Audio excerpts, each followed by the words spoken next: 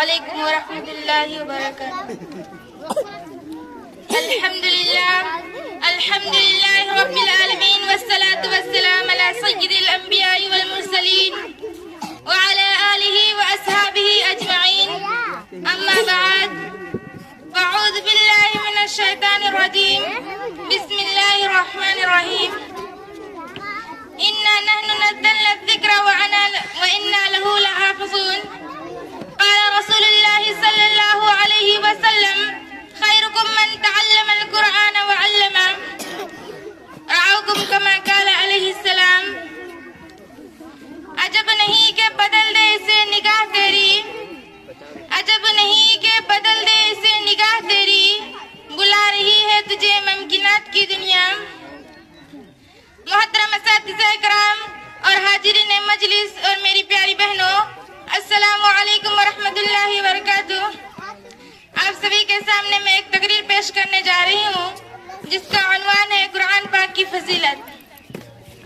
اس پرنور اور متبرک محفل میں متبرک کتاب یعنی قرآن کریم کی عظمت و فضیلت پر روشنی ڈالنے کی جسارت کر رہی ہوں اور اس سرچشمے رشد و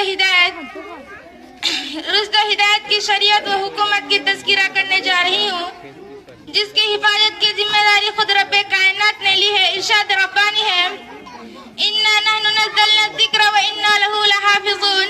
ہم نے ہی قرآن کریم کو نازل کیا اور ہم ہی اس کی حفاظت کرنے والے ہیں۔ امید ہے کہ آپ حضرات بغور سماعت فرمائیں گے۔ اللہ نے ہمیں احکام قرآنیہ کی معرفت عطا فرمائے، آمین۔ جب اہل مکہ قرآن کریم کو کلام اللہ کے خطاب سے نوازا اور اس کا معجزہ ہونے کو انکار کیا اور اس کتاب کا انکار کیا جس کے بارے میں ارشاد ربانی ہے: لا ریب فیہ، اس میں کوئی شک نہیں، تو اللہ تعالی نے تمام فصاح عرب اور بلغاء عرب کو تحدید چیلنج کیا اور کہا کہ تم ایک دو نہیں بلکہ سارے مل کر بھی ایک قرآن جیسی چھوٹی سی آیت نہیں لا سکتے۔ اگر تم اپنے قول کے صادق ہو تو لا کر دکھاؤ، اگر تم اپنے قول کے صادق ہے تو لا کر دکھاؤ۔ قرآن نے اسی طرح نقصہ کھینچا: وَإِن كُنتُمْ فِي رَيْبٍ مِّمَّا نَزَّلْنَا عَلَىٰ عَبْدِنَا فَأْتُوا بِسُورَةٍ مِّن مِّثْلِهِ۔ اگر تم اس چیز پر شک کرتے ہو جو ہم نے اپنے بندے محمد صلی اللہ علیہ وسلم پر نازل کیا تو اس کے جیسے ایک صورت پیش کر دو۔ فصاح عرب نے لاکھوں کوششیں کی لیکن سب آخر عاجز کا اظہار ظاہر کیا۔ جب امراء القیس جو عرب کے سب سے بڑا شاعر تھا، جب اس نے انا اعطیناک الکوثر کی صورت باب کعبہ پر دیکھا تو پکار اٹھا: خدا کی قسم، یہ کلام کسی بشر کی کلام نہیں۔ شاہدان ملت، ہم آپ کو قرآن کریم سنانے جا رہی ہوں۔ سناتی ہوں کہ جب آپ کسی آدمی کے بارے میں اندازہ لگانا چاہے کہ یہ صادق ہے یا کاذب، یہ عاصی ہے یا نیک بخت، تو پہلے اس کی متعلقین پر نظر ڈالتے ہیں۔ اگر وہ صحیح ہے تو وہ شخص بھی صحیح، اگر اس کی متعلقین بد ہے تو وہ شخص بھی بد۔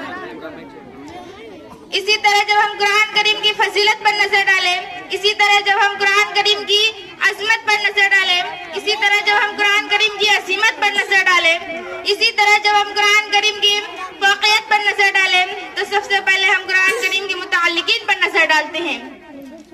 تو دیکھتے ہیں سب سے پہلے تعلق نظر آتا ہے۔